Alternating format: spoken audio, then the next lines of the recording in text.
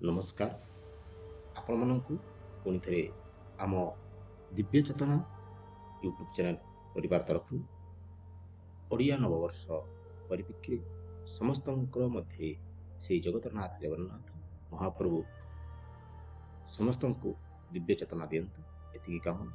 ଏହି କାମନା ନେଇ ଆମେ ନୂତନ ଭାବରେ ଆମ ଏଇ ଦିବ୍ୟ ଚେତନା ୟୁଟ୍ୟୁବ୍ ଚ୍ୟାନେଲ୍ ଆରମ୍ଭ କରୁଛୁ। ଏଥିରେ ଆପଣମାନଙ୍କର ସହଯୋଗିତା ଆବଶ୍ୟକ।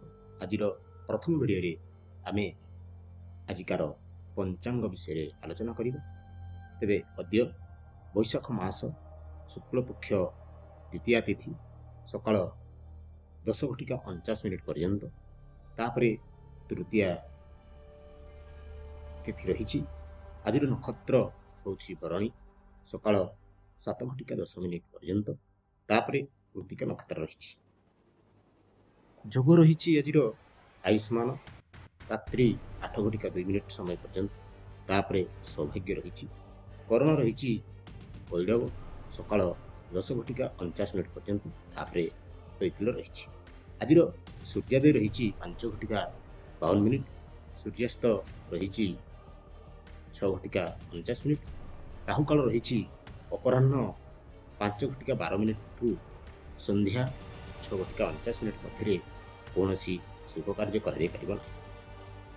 ଆଜି ଅକ୍ଷୟ ତୃତୀୟା ରହିଛି, ଯାହା ଶୁଭ କାର୍ଯ୍ୟ ଓ ସୁନା କିଣିବା ପାଇଁ ଅତ୍ୟନ୍ତ ପବିତ୍ର ଦିନ।